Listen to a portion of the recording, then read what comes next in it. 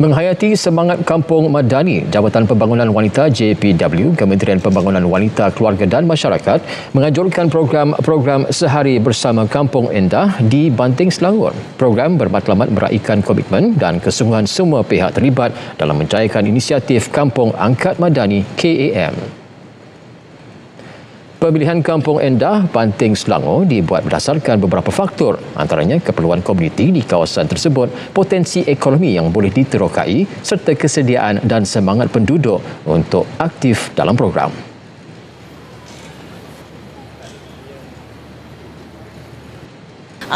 Pihak JPW yang mana pelaksanaan Kampung Angkat ini telah diselaraskan menerusi Pejabat Pembangunan Wanita Negeri Selangor. Kita juga telah melihat elemen program, dan kalau kita lihat program pada hari ini, dia menawarkan perkhidmatan-perkhidmatan yang memang ada menerusi Kementerian Pembangunan Wanita Keluarga Masyarakat. Di luar sana adalah truk untuk dari segi bantuan psikososial. Kita bawakan truk PSSS untuk orang kampung boleh kalau ada stres atau memerlukan sokongan dari segi kaunseling, ada di sana kita bawakan kaunselor. Dan kita juga mengangkat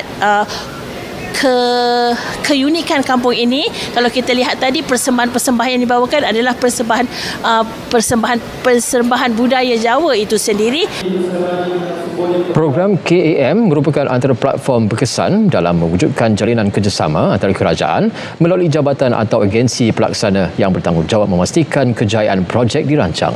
Kejayaan pelaksanaan projek banyak membantu membabitkan komuniti kampung, terutama wanita, dalam program pembangunan komuniti yang telah dirancang.